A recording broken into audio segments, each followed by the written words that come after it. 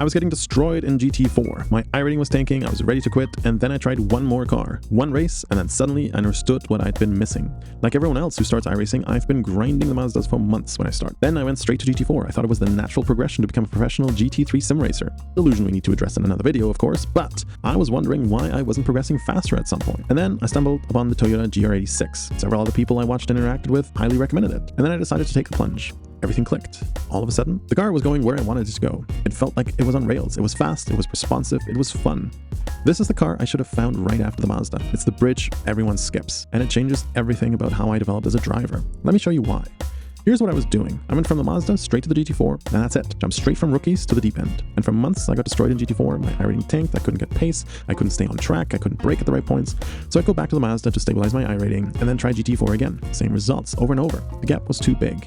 The Mazda teaches you the basics. There's so many videos out there on how to drive GT4s and GT3 cars, and each car in these series is slightly different as well. So I thought it would be a natural step from the Mazda to GT4 cars, and I'm sure some people can do it. I just couldn't. Then I tried the GR86, and I immediately realized this is what I was missing. For the first time in weeks, the car felt like it was working with me, not against me. I wasn't fighting it, I was driving it. And that feeling, that's when it clicked. The GR86 is perfect. Strong words, I know. But for me, I wish I'd found it sooner as it was perfect for me. And maybe it's perfect for you as well as you leave the Mazdas.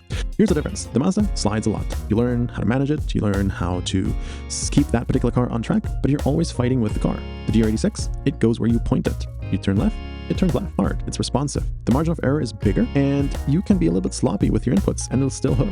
With a Mazda, any mistake, and you're sideways. And that's the big thing. It's not easier, it's just different. Because of the way the GR86 adheres to your inputs, it teaches you precision. It demands good throttle control, good braking, and it just rewards you for it.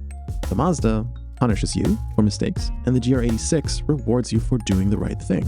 And that's why, for me, it was a perfect middle ground and a step up from the Mazda. And for you, it might be as well. You're still learning the fundamentals with it, but you're getting feedback. Real feedback. Good inputs is good results. Bad inputs, you feel it immediately, but you're not ending up sideways right away. And it's honest. The Nürburgring in a GR86, fantastic. 3 laps, minimal cutting, pure driving, no fighting the car, just racing. That's when more things started to click for me.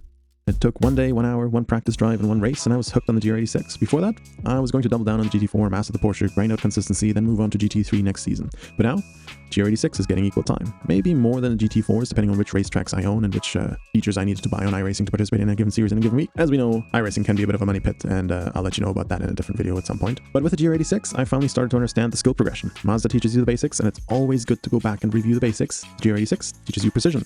The GT4 takes that to another level and tempts you with mastery, until you jump into the GT3 and realize you've learned absolutely nothing and you're going to start from scratch again. That's the fun of iRacing. Love it. But here's the thing. What looks unattainable at one point, I'll never be able to make it a good lap time in this car, right? That sort of thinking turns into, I managed the car before this one. The next step up is within reach, and I know what to do and how to improve to get there. It'll be a struggle, it'll take time, but at least it's a manageable progression. I was trying to jump from 1 step to 5 steps ahead, 3 steps ahead. No wonder I was getting crushed. No wonder I was stressing out. No wonder I was going off track and not being able to put a lap together. So here's what I'm actually doing now. The Mazda stays as my baseline. I hit it weekly to keep my iRating stable. The GR86 for skill development, pure learning. The GT4 when I feel ready, when I want to push it a little bit, when I know the track a little bit better than the ones I have been driving on before. And if you want to see how that GT4 struggle started, check out one of my first GT4 races recaps or my GT4 at Spa. That's where this whole journey makes sense for me. So if you're stuck at the GT4 right now or some other series that's more advanced than the Mazda, and if you're wondering, should you give up? Well, the answer is no, you should not give up. Maybe, however, give the GR86 a try. I loved it. I had a lot of fun. Pretty much everyone I interacted with had a lot of fun with it. And it does help make you get better at the cars that are faster and higher powered than the Mazda.